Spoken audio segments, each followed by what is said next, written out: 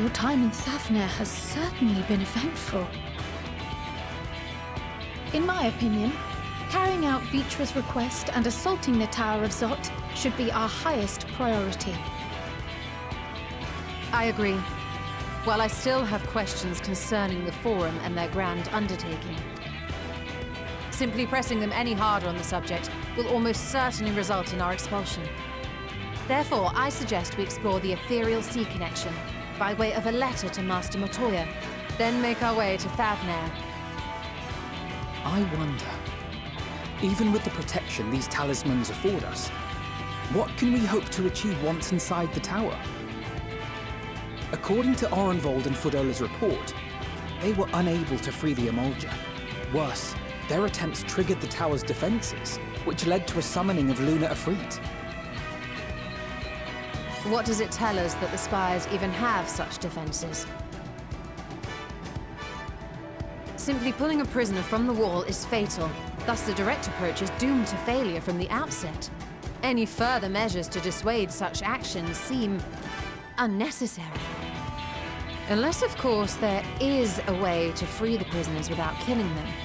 Then it stands to reason that any intruders will be met with overwhelming force. The towers appeared throughout the world in but the twinkling of an eye. 'Twas by magical means these structures were raised, I surmise. A spire thus conjured must needs be maintained, and I suspect an arcane catalyst, some manner of core, doth lie hidden within. Destroy the core, and the tower ceaseth to be, thus liberating the captives without harm. So we can hope, and I would prefer to enter the tower with a working theory than with no plan at all. Assuming Ishtola's reasoning is correct, the chances of the defenses remaining dormant are small. Any primals will have to be dealt with, and defeating one will likely only lead to the summoning of another. Our every victory will only compound the prisoner's suffering. May we not then divide our forces? Those proficient in healing will focus on sustaining the captives. That duty can be covered by Urianger, Cryo, Yostola, and myself. The remaining scions will proceed with the search for the core. Admittedly, this strategy puts both parties at greater risk, but it should bolster our chances of saving the Arcosodor by a considerable margin.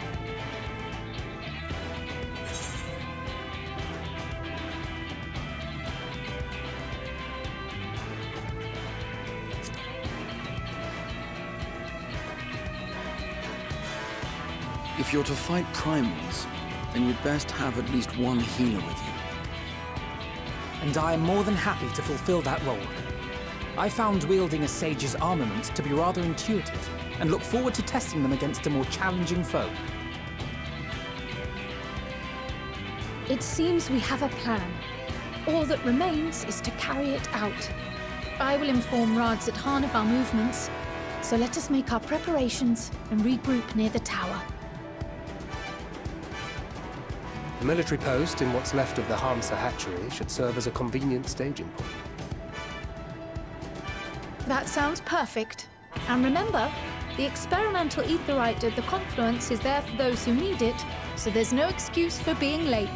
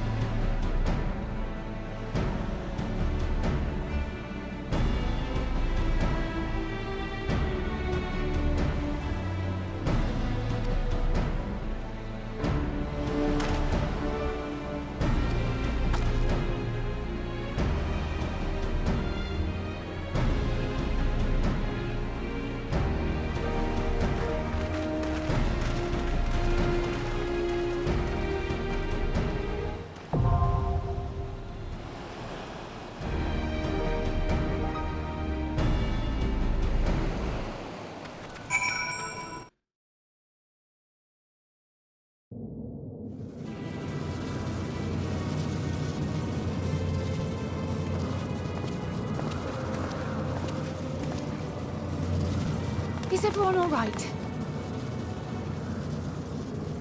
We fortified the captives with what magics we could. Have the defenses been disabled? All appears quiet for the moment.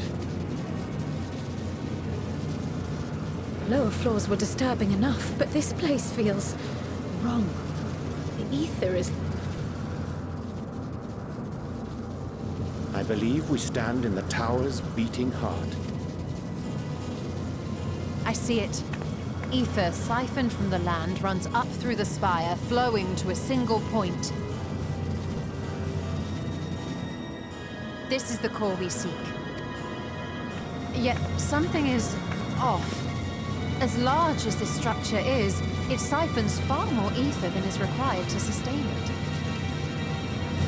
'Tis as if the core is feeding on the energy, consuming it.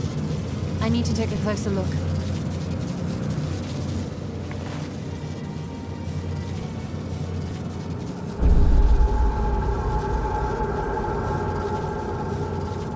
Curious.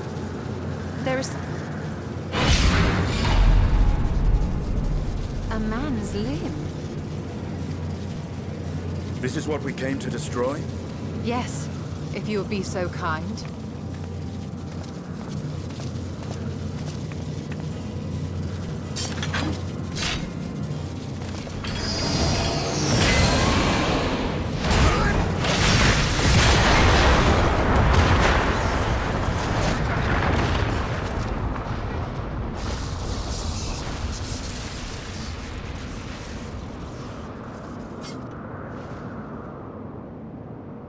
And that should be the end of it.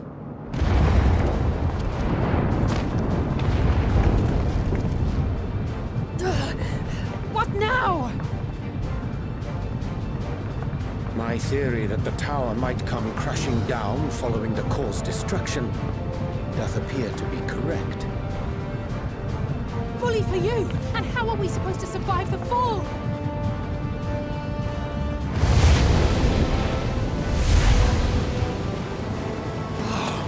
What of the prisoners below? The floor beneath our very feet dissolves.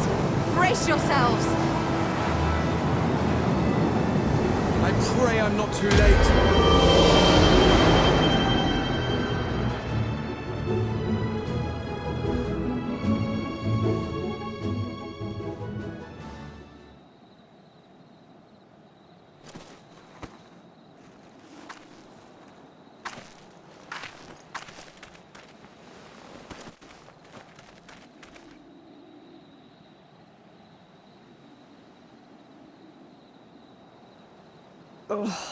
What happened?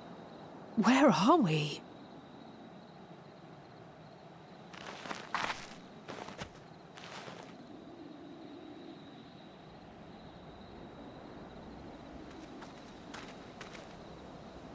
By my reckoning, we're still on the island where the tower stood.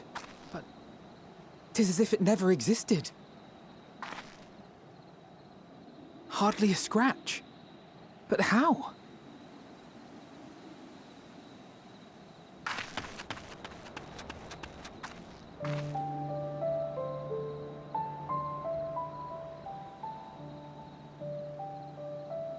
Graha wove a levitation spell at the last moment. Large enough to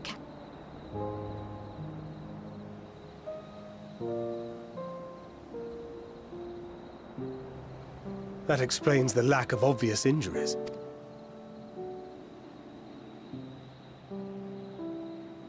The expenditure of so much ether has taken its toll. You will...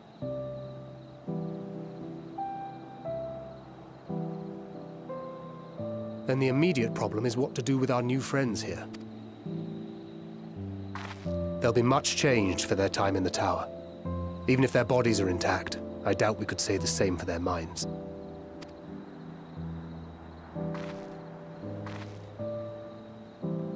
Angelo and I will take care of that. I have every faith in you, Alize, but there are just too many for you to treat alone.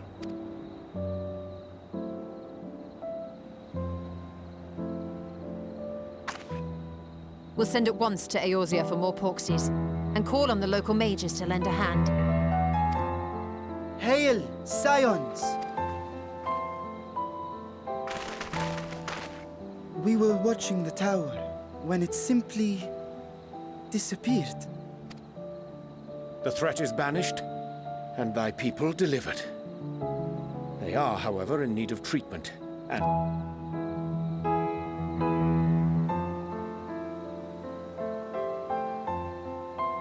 You shall have all this and more. Come, let's...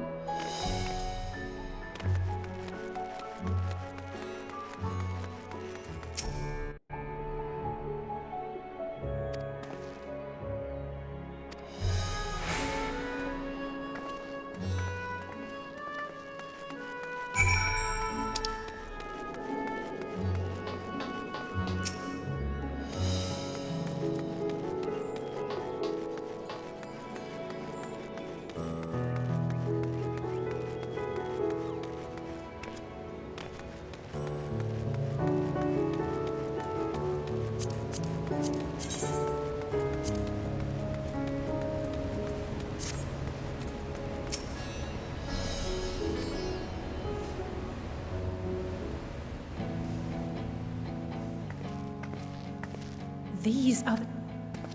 Yes, and I made a quick count. There are far more than we could have hoped for.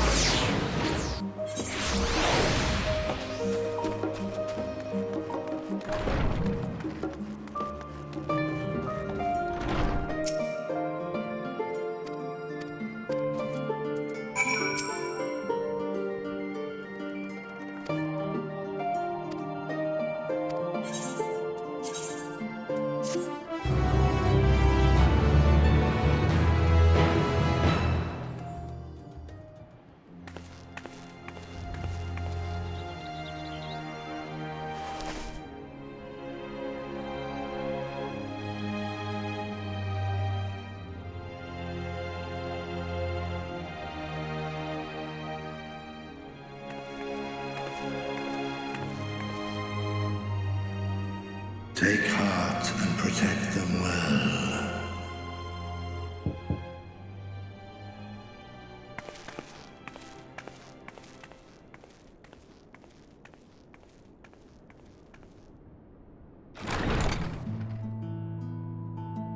Good, you're here.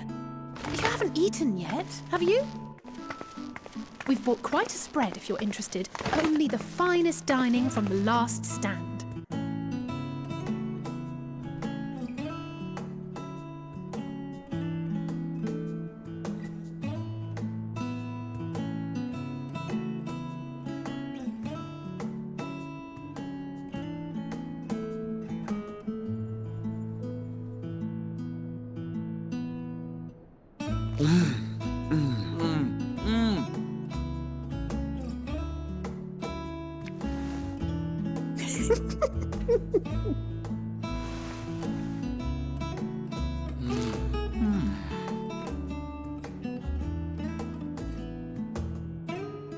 lest you wonder, we invited Estinian as well. But he refused with a rather grim-faced, "No, thank you." I suspect Sharlayan cuisine is not to his liking. Oh, I don't know about that. Perhaps our lone wolf just needed some time apart. What? To perfect his brooding stare? Next time, I'll drag him out by the ear, sit him down in front of a Sharlayan feast, and see that he eats every last bite. An excellent idea. Of all people, warriors must take proper meals and rest if they are to maintain a healthy constitution. Poor Estinian, beset on all sides.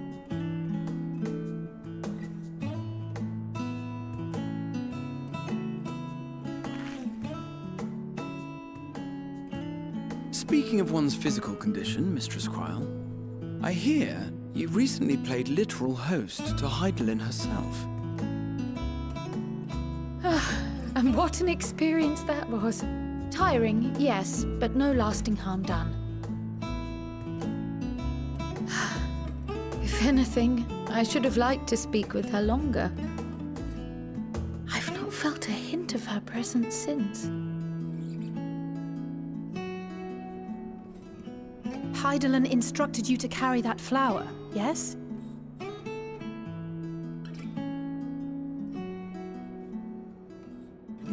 Twill be your guide, test and proof of your conviction. And then something about seeking joy in darkness, was it? Come to think of it, isn't that what happened with Nidana back in Radzat Han? The flower did seem to radiate a joyful glow, as if reflecting the elation we all felt. The relief of a people with renewed hope. Indeed. And in turn, I felt buoyed by that radiance. 'Twas akin to spotting a beacon and knowing we were on the right path. I know we've not yet triumphed over the Telophoroi, or learned the full breadth of the Forum's plans. But even within the midst of our struggles, we find small moments of joy to sustain us. Rare and hard-won, perhaps, but it is this pursuit of happiness that gives us the strength to carry on day after day.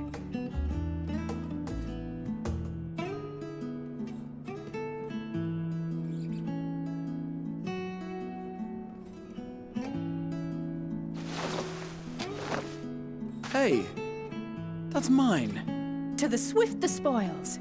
Though I recall that levitation spell of yours was quick enough. Only barely. And even at my best, I'm still too slow to wield it effectively in battle. Mayhap I simply require more practice with this new magic. You unearthed it from the depths of Numenon, I presume? Aye, and from a veritable mountain of arcane tomes at that. 'Twas necessary to facilitate my solitary explorations. Or, to put it simply, you used it to sneak around the Forbidden Archives. Yes, well, after a fashion.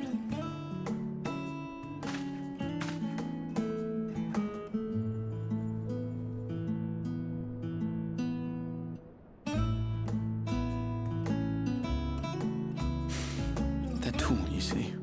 The shelves, they're too tall for me. And I could hardly move the library's platforms without attracting attention now, could I?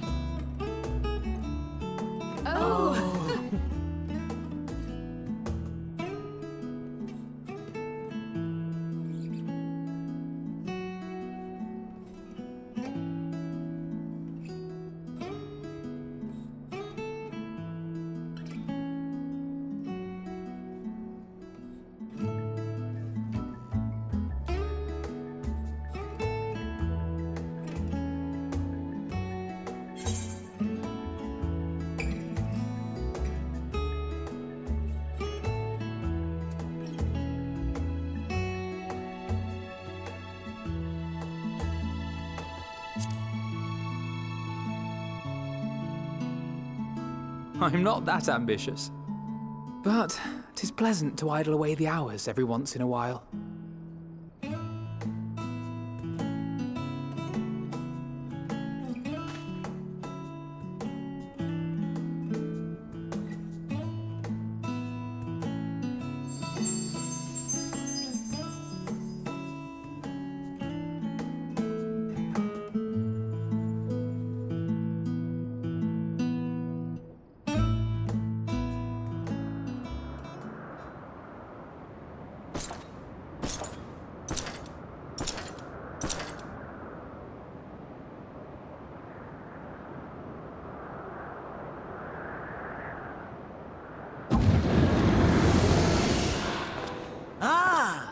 Enjoying the bracing cold, I see. Do you not own a warm coat or a cloak? Something in fur or fashion? I come to you once more as the bearer of bad news. Our tower in Thavnir has been toppled, and I need not tell you by whom. Given how many we have at our disposal, the loss of a single spire is hardly fatal to our plans. It does. If they continue to preoccupy themselves with the towers, then all will be well. But should our foe prove bold enough to strike at us here, then the timing becomes questionable. Our foe is bold enough. Of that, I can assure you.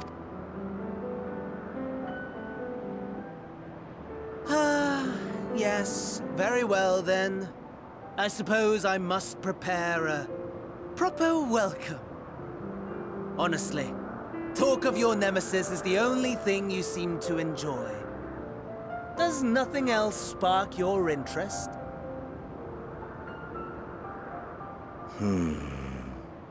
No. All else is equal. Equally tedious. Equally disappointing. The world is a tepid bog into which we sink, too weak to thrash as the mud clings to our eyes and fills our throats till we blissfully choke. But then came the light, blinding and pure and hot, so very hot, enough to set my soul aflame. I basked in the afterglow until the void yawned once more, and then I knew the muck would never claim me again. There was naught for me ahead, so I drew the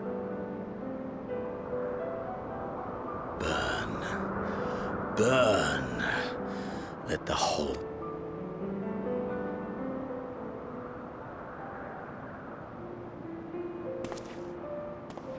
How wonderful that the emptiness of death has not dissuaded you from committing your life to its pursuit once more. I don't know whether to envy you or pity you. You question my disinterest, but what of yours? Despite your noisome antics, I sense you take little pleasure in this endeavor. Mercy, my lord. Such pointed barbs from one who barely acknowledges my existence. Nevertheless, you are mistaken. For I do find this part somewhat enjoyable. You see, when I was mortal, I would always have the same dream. It was a fragmented thing, disjointed, all the faces incomplete. The setting, too, was unknown to me, so I thought it simply a fantasy of my sleeping mind. Until one day, I realized it was showing me the truth. Much as your dream of the final days enlightened you.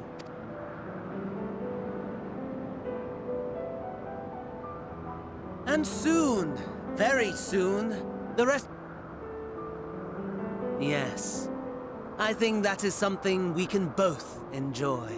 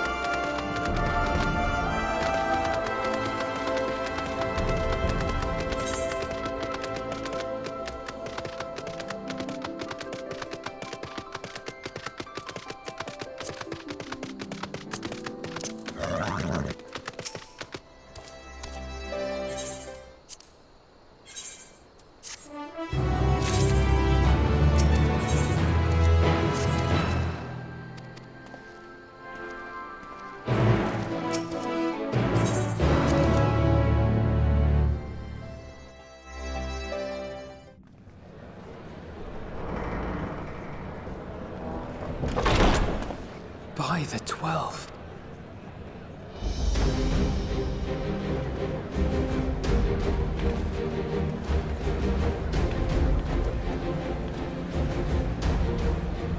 Glad you could join us.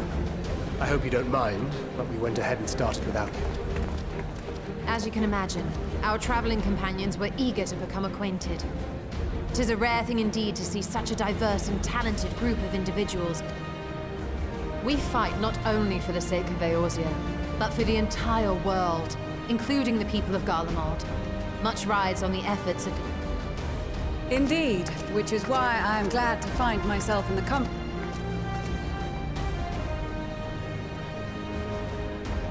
Lucia!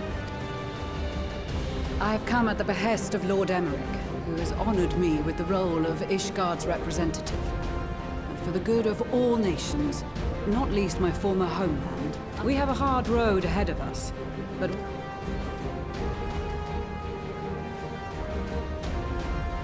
We too welcome this opportunity to work together once more. I have faith that, if there is a way to resolve this conflict... Allow me to introduce you to the rest of our company. Everyone! If I may have your attention.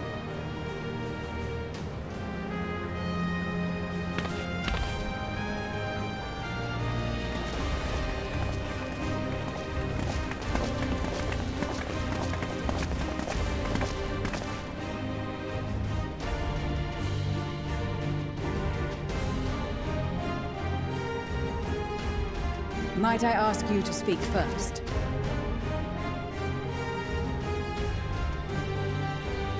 If I must, I am Arun Senna, spokesman for the Gridanian delegation. Here on behalf of my esteemed sister, the Elder Seedseer, we shall provide support and protection to those in need during our time in Garlemald. To that end, I am joined by healers selected by the Conjurers Guild, with the... Suppose I'd better say my piece. Wait, I know you. The name's Sicard, in case you've forgotten. Truth be told, I'd rather you had forgotten. Any road, the Admiral asked Captain Hilfear to send his best, and for whatever reason, he picked me. Of course, if I'd refused, I'd be the laughing stock of the bloody executioners, and my reputation's taken. So if the Admiral wants us to go to Garlemald, not for plunder and glory, but a promise of peace in our time, then that's what we'll do.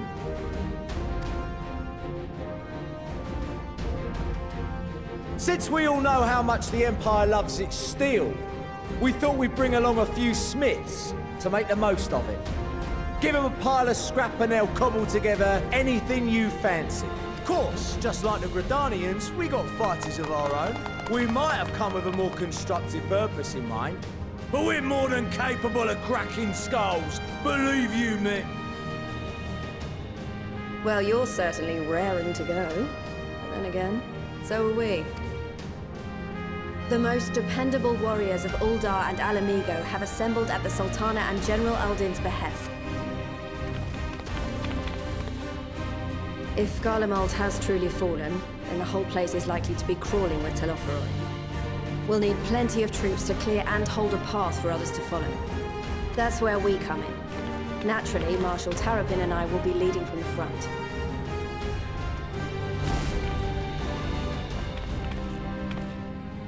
It's been some time since I last saw you in your element on the battlefield. From what I've heard, you've become pretty fearsome yourself, Master Matoya.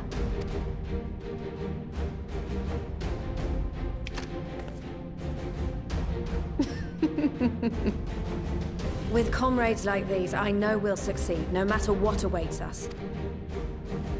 And then we might finally get a chance to enjoy a good long rest. But until then, let's give it our all.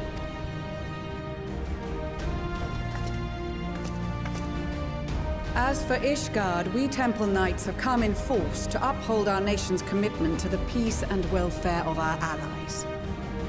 The bitter cold of Garlemald is a formidable enemy in of itself. Our experience fighting in ice and snow will prove invaluable in the days ahead. Accordingly, I have been designated commander of the Ilzabad contingent. I will do all in my power to provide you with the leadership and guidance you require. The four high houses, House Hylinart foremost among them, have arranged for a host of machinists to join us on our mission. Their knowledge of Imperial Magitech is sure to be a great boon. They will address any problems of a technical nature, together with the smiths of Limpsa Lomitsa. There is another awaiting introduction. Lord Emanolain! Ah, yes. Emanolain de Forton, at your service. Though, lest there be any misunderstanding, I should stress that I've not become a fearsome warrior while you were away. Rather, far from it, actually. My brother...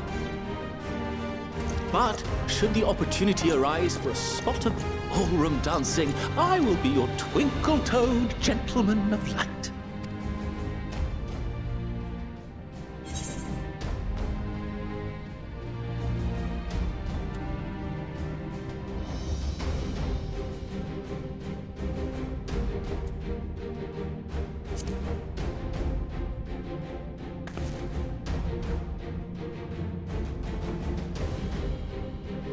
Huzzah!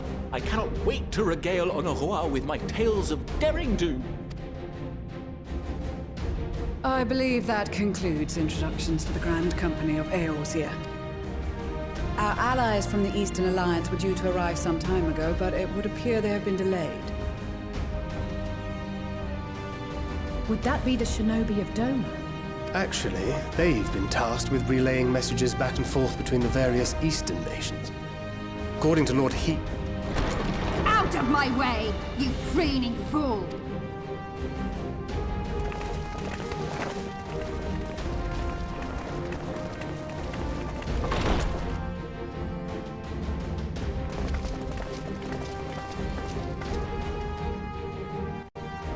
Forgive us for coming late. We are the delegates of the Eastern Alliance. Cyrena, and you've brought company. For battle and blood we come, as a step is sorely lacking in both. No towers befoul our lands, so we marched on those of Doma. But now our thirst for slaughter will be slaked. No quarter to the enemy! Sadu Hatun, no. We go to make peace with the Iron Men, not war. Warriors of the Steppe, we've heard many tales of your bravery. Members of the Dalmascan Resistance. And the Bosnian Resistance. Between them, they have a wealth of experience in espionage, and are particularly adept at infiltrating Imperial facilities. Which is fortuitous, since Garlemald's domain is so vast that I could never hope to handle it. Dalmasca, Bosnia, Alamigo. All lands which have suffered the tyranny of the Empire. I would never presume... And they are victims, make no mistake. Though I understand that many may struggle to see them as such.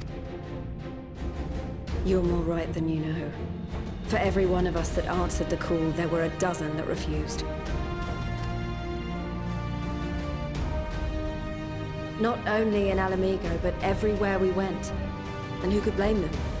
The Empire's always been the enemy. But after seeing what we've seen, fighting and working against and with Garleans, there's no denying the simple truth.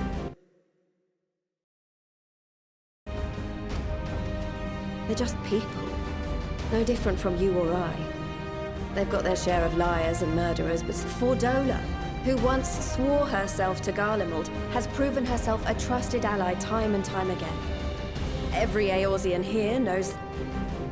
Maxima, who stands with us today, tried to reform Garlemald from within and make peace with Doma. So you can believe me when I say that every fighter here understands and accepts that the Imperials are not monsters and are deserving of help. Or at least that they were able to put aside their feelings for... It won't be easy.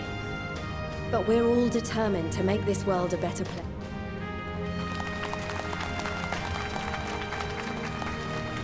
What lingering concerns I may have had were clearly unwarranted. I agree with everything you said wholeheartedly.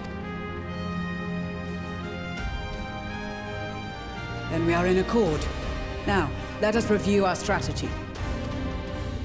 To reach the Garlean capital in northern Ilsabard, we must cross the central mountain range. Fortunately, Garlonder Ironworks can provide aerial transport, sparing us this most treacherous part of our journey. However, attempting to fly any closer to Garlemald would attract the attention of the Telophoroi. As they appear to have seized control of the majority of the Imperial military, we must assume that includes its fleet. Given the circumstances, the closest we dare deploy our contingent is an area between the range and the capital, the Magna Glaciers. From there, we must travel the rest of the way on foot. We will also need to bring the airships with us to ensure we can withdraw with haste. Although much of the terrain will be blanketed in snow, we should be able to make use of local roads and shipping facilities. The vast ice field will afford us an unobstructed view of the surrounding area. On the other hand, it will also allow others to easily spot us, so it is imperative that we only make camp in... We cannot account for every possibility, so we must be prepared to think on our feet. We will be tested. Sorely tested, I expect. But for our homes and for our people, and a people not our own but in need, we will succeed. Spare no effort in your preparations.